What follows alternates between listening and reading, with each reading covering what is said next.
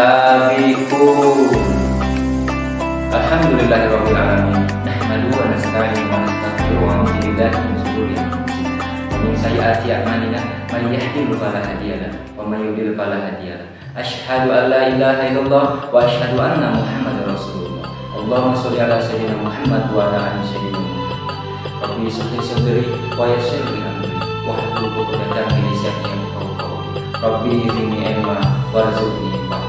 Pertama-tama marilah kita banyak bersyukur kita kepada Allah Subhanahu wa taala yang telah melimpahkan rahmat dan hidayah sehingga sama-sama kita masih memberikan kesehatan. Selawat serta salam tak lupa selalu kita aturkan kepada baginda kita Nabi Muhammad sallallahu alaihi wasallam, para keluarga, sahabat yang insyaallah dengan memberikan syafaat dia berkiamat. Amin ya rabbal alamin.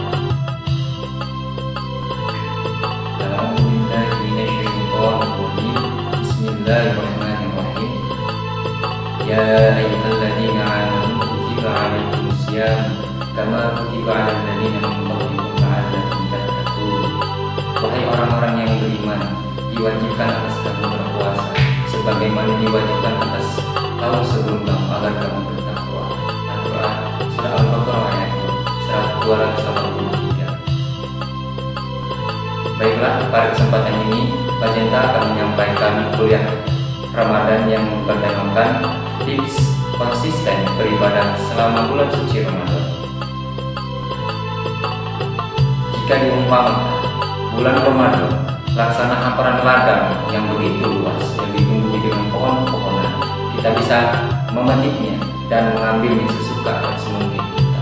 Semakin rajin kita memetiknya, maka semakin banyak pula buah-buahan yang kita peroleh. Saat Ramadan, buah-buahan itu adalah limpahan pahala yang kita raih dengan amal ibadah. Semakin giat kita beribadah, kita lakukan kepada Allah Subhanahu wa taala, maka seseorang maka semakin banyak pula pahala yang dia peroleh. Namun, demikian ibadah adalah soal iman. Sesuatu saat akan naik dan akan turun. Hal demikian juga kerap dijumpai pada saat Ramadan, memasuki awal-awal Ramadan. Tarawih masih ramai, lantunan ayat suci Al-Quran, tadarusan di masjid masih ramai. Namun sampai tengah-tengah bulan suci Ramadan, orang yang tarawih mulai bergelimpiran habis, mulai terkikis, dan suara-suara lantunan ayat suci Al-Quran mulai hilang. Terutama di bulan suci Ramadan. Sayangnya begitu memasuki separuh bulan terakhir, semangat ibadah itu lagi-lagi tidak sepasar awal. Untuk itu, Pak Cinta akan memberikan materi supaya kita terus konsisten dalam melaksanakan ibadah bulan suci Ramadan. 3 tips yang akan Pak Cinta sampaikan. Yang pertama yaitu tidak makan terlalu kenyang. Meskipun bulan suci Ramadan wajibkan untuk seorang muslim untuk berpuasa sejak dari waktu imsak sampai maghrib tiba. Namun momen berbuka merupakan satu momen yang dilihat dan dapat menjadikan kesempatan untuk membalas dendam. Semua hidangan yang ada di meja habis dilahap sampai tidak ada sisanya. Dan Allah SWT menegaskan bahwa berlebihan dalam mengkonsumsi makanan tidaklah baik. Dalam Al-Quran disebutkan, A'udzubillahi minasyaitonirrajim. Bismillahirrahmanirrahim. Ya bani Adam, khuzu zinatakum inda kulli masjidi wa kulu wasrabu wa la tusrifu innahu la yuhibbul musrifin.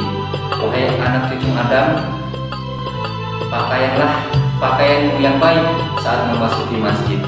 Makanlah dan minumlah, tetapi jangan berlebihan. Sesungguhnya Allah tidak menyukai orang yang berlebihan. Al-Quran surat Al-A'raf ayat 31. Ayat ini secara tegas melarang kita untuk bertindak berlebihan.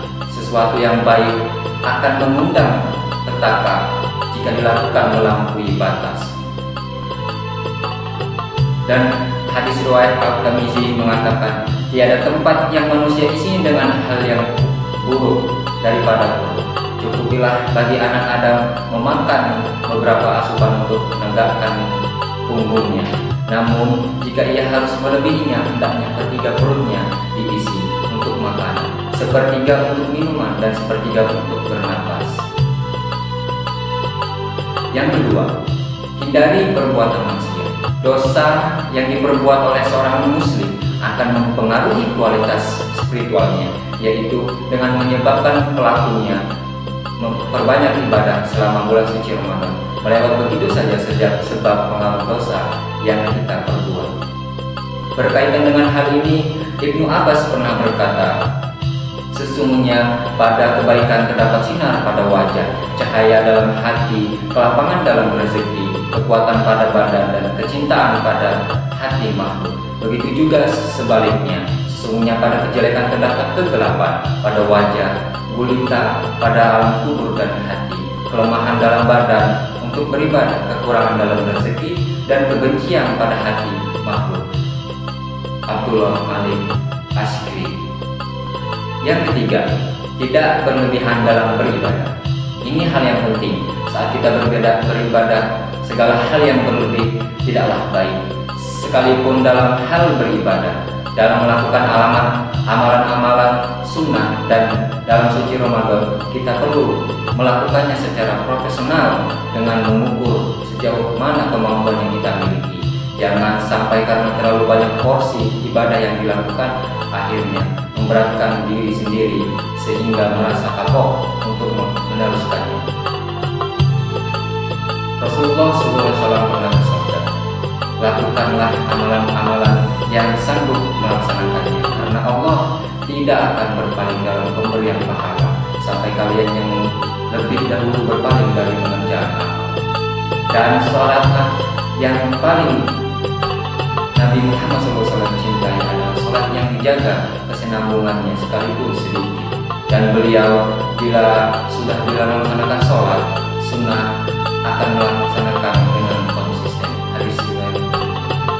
Dalam suatu hadis riwayat Al-Bukhari pernah dikisahkan bahwa Rasulullah SAW memarahi sekelompok sahabat yang memiliki semangat ibadah berlebihan sehingga dikhawatirkan membahayakan pengamalannya. Saat itu mereka yang bertekad menghabiskan seluruh malamnya untuk beribadah, berpuasa setiap hari, bahkan ada yang berniat untuk membujang seumur hidup demi fokus beribadah. Nabi yang mendengar kabar ini segera menegur mereka dengan tegas. Marilah anda dan soleh dan soleha, kita warnai bulan suci Ramadan dengan secara konsisten, spirit ibadah yang terawat sampai bulan suci Ramadan habis. Semakin banyak ibadah yang kita lakukan, memang semakin banyak, tetapi akan lebih berkualitas jika kita mampu menjalannya dengan konsisten dan penuh penghayatan. Mungkin itu yang dapat saya sampaikan. Mohon maaf apabila ada salah dan kata. Kepada Allah mohon ampun. Ihdinas siratal mustaqim. Wassalamualaikum warahmatullahi wabarakatuh.